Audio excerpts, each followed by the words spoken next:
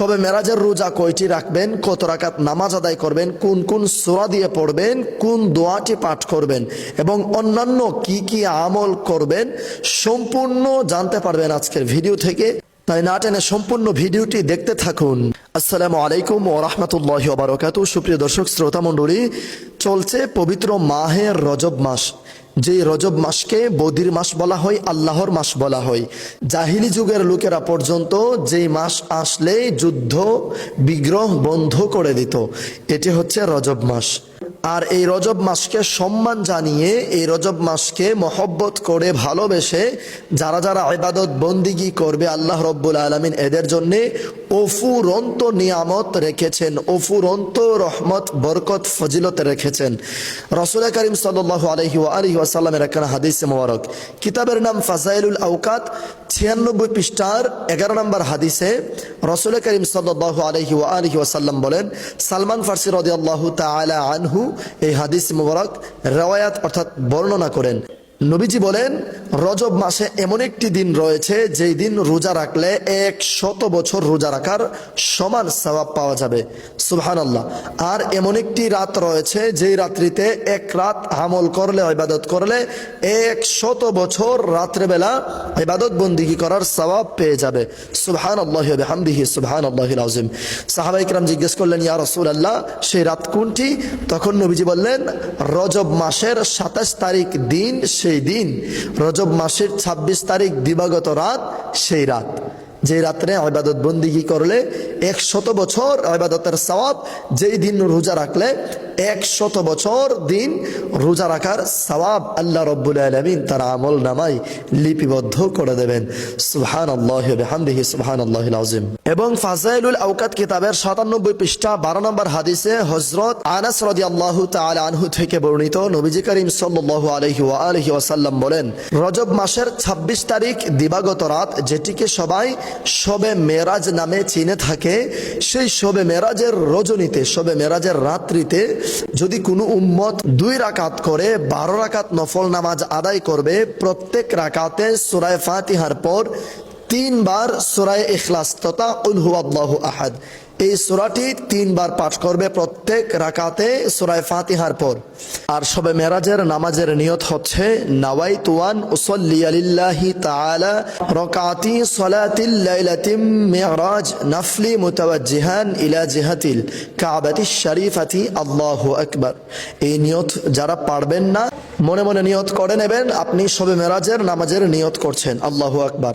নিয়ত বাঁধার পর সানা পড়বেন, সানা পড়ার পর আউযু বিল্লাহি মিনাশ শাইতানির রাজিম বিসমিল্লাহির রহমানির রহিম, তারপর সূরা ফাতিহা, সূরা ফাতিহার পর প্রত্যেক রাকাতে 3 বার সূরা ইখলাস পাঠ করে নেবেন। 12 রাকাত নামাজ শেষ করে সুবহানাল্লাহি ওয়ালহামদুলিল্লাহি ওয়ালা ইলাহা ইল্লাল্লাহু আল্লাহু আকবার, এই তাসবিহটি 100 বার পাঠ করবে এবং 100 বার ইস্তেগফার পাঠ করবে এবং 100 বার যে কোনো দুরুদ শরীফ পাঠ করবে। এরপর আল্লাহ রব্বুল আলামিনের দরবারে মোনাজাত করে যা যা ইচ্ছে, তার যা যা প্রয়োজন, যা যা ইচ্ছে করে সবকিছু আল্লাহ রব্বুল আলামিনের কাছে চাইবে। যা কিছু চাইবে আল্লাহ রব্বুল আলামিন তাকে তাই দান করবেন। সুবহানাল্লাহি ওয়া বিহামদিহি সুবহানাল্লাহিল আযীম। সুপ্রিয় ইমানদার ভাই বোনেরা, সম্মানিত দর্শক শ্রোতা মণ্ডলী, এই নামাজ কখনোই মিস করা যাবে না। শবে মেরাজের রজনীতে আমরা অবশ্যই এই 12 রাকাত নফল নামাজ আদায় করব ইনশাআল্লাহ। এবার আসুন, আপনি মেরাজের রজনীতে কয়টি রোজা রাখবেন? নবীজি বলেন, তোমরা সব সময় ইহুদি নাসারা খ্রিস্টানদের বিপরীতে আমল করবে। তারা যদি 1 রাকাত পড়ে তোমরা 2 রাকাত, তারা যদি 4 রাকাত তোমরা 6 রাকাত, এইভাবে নামাজ আদায় করবে, এইভাবে তোমরা রোজা রাখবে। শবে মেরাজের রোজা আপনি 1টিও রাখতে পারেন, 2টিও রাখতে পারেন, 7টি রাখতে পারেন, 8টিও রাখতে পারেন, 10টি রাখতে পারেন, 15টিও রাখতে পারেন, চাইলে এর থেকেও বেশি রাখতে পারেন। অনেকে আবার জানতে চেয়েছেন, একসাথেই কি সব রোজা রাখতে হবে নাকি 1 দিন 2 দিন পর গ্যাপ দিয়ে দিয়ে রাখা যাবে? হ্যাঁ, আপনি গ্যাপ দিয়ে দিয়ে রাখতে পারেন, কোনো অসুবিধা নেই। তবে রাসূল করিম সাল্লাল্লাহু আলাইহি ওয়াসাল্লাম বলেন, ইহুদি নাসারাগণ যদি 1টি রোজা রাখে তোমরা 2টি রাখবে, তারা 3টি রাখলে তোমরা 4টি রাখবে। তো সেই সুবাদে শবে মেরাজের রোজা আপনি অবশ্যই 2টি রাখবেন। শবে মেরাজ হচ্ছে 2026 সালের জানুয়ারি মাসের 16 তারিখ দিন গিয়ে রাত, অর্থাৎ দিবাগত রাত। আপনারা সকলে বৃহস্পতিবার রাতে সাহারি খেয়ে, অর্থাৎ 15 তারিখ রাতে সাহারি খেয়ে একটি রোজা রেখে নেবেন। 16 তারিখে আবার সাহারি খেয়ে আরেকটি রোজা রাখবেন। 15 তারিখ একটি, 16 তারিখ একটি, অথবা 16 তারিখ একটি, 17 তারিখ একটি, এই দুটি রোজা রাখবেন। যেহেতু 16 তারিখ দিন গিয়ে রাত্রেই লাইলাতুল মেরাজের রজনী, রহমতপূর্ণ বরকতপূর্ণ রজনী, সেই রজনীতে অবশ্যই এশার নামাজ আদায় করে, নফল নামাজগুলো পড়ে, নফল ইবাদত বন্দিগি করে, সাহরি খেয়ে ফজর পড়ে একেবারে ঘুমাবেন ইনশাআল্লাহ। হযরত আবু কিলাবা রাদিয়াল্লাহু তাআলা আনহু থেকে বর্ণিত, তিনি বলেন, রজব মাসে রোজা পালনকারীর জন্য জান্নাতের ভেতরে সুন্দর একটি মহল রয়েছে। আল্লাহ রাব্বুল আলামিন তাদের জন্য জান্নাতে সুন্দর একটি মহল নির্মাণ করবেন, একটি ঘর প্রাসাদ তৈরি করে রাখবেন। সুবহানাল্লাহ। রজব মাস হলো বীজ বপনের মাস, শাবান মাস হলো খেতে পানি দেওয়ার মাস, আর রমজান মাস হলো ফসল কাটার মাস। সুবহানাল্লাহি ওয়া বিহামদিহি সুবহানাল্লাহিল আযীম। এজন্য আমার প্রিয় ভাই বোনেরা, যেহেতু চলছে রজব মাস, আমার মা বোনেরা, আমার বাবা ভাইয়েরা, বেশি বেশি নফল ইবাদত করুন, বেশি বেশি রোজা রাখুন।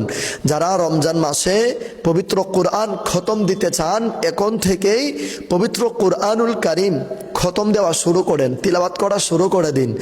রমজান মাস আসার আগে আগেই রজব মাস, শাবান মাস, 2 মাসে 2টি খতম দেন, এবং রমজান মাসে আরও একটি খতম দেবেন। মোট 3টি খতম দেওয়ার চেষ্টা করবেন। এবং যাদের দ্বারা সম্ভব, অনেকে তো রমজান মাসে 3টি 4টি করে খতম দিয়ে দেয়। তো যারা চেষ্টা করেন এবং সব সময় পড়ার উপরে থাকেন, আপনারা চাইলে 3টি 4টি করে খতম দিতে পারবেন ইনশাআল্লাহ।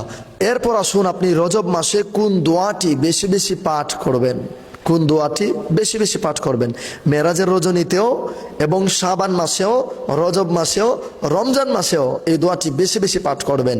হযরত আনাস রাদিয়াল্লাহু তাআলা আনহু থেকে বর্ণিত, রাসূল করিম সাল্লাল্লাহু আলাইহি ওয়া আলিহি ওয়াসাল্লাম রজব মাস আগমন করার পরই একটি দোয়া পাঠ করতেন।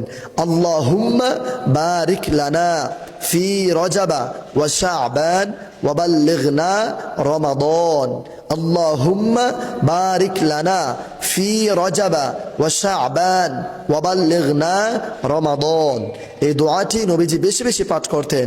অর্থাৎ, হে আল্লাহ, আমাকে রজব মাসের সম্পূর্ণ রহমত বরকত নসিব করুন, শাবান মাসেরও সম্পূর্ণ রহমত বরকত নসিব করুন, এবং আমাকে রমজান মাস নসিব করুন।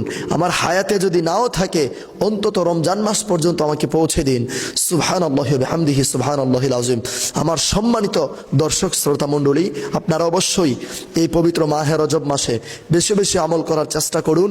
বিশেষ করে যেহেতু এখন শীতের সময়, আপনি কষ্ট করে যখন ওযু করবেন, ঠান্ডা পানি দিয়ে যখন ওযু করবেন, আল্লাহ রব্বুল আলামিন আপনার এই কষ্ট দেখে আপনাকে মাফ করে দেবেন।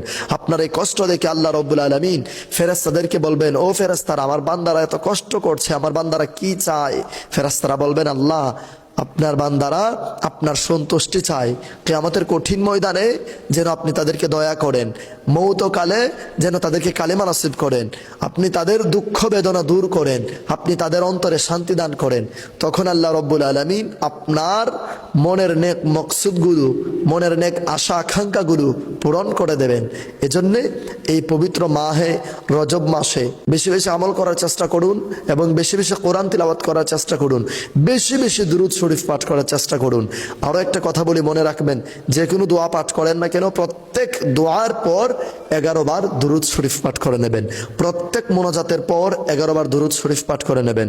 প্রিয় দর্শক শ্রোতা মণ্ডলী, আশা করছি আপনারা সকলে বুঝতে পেরেছেন।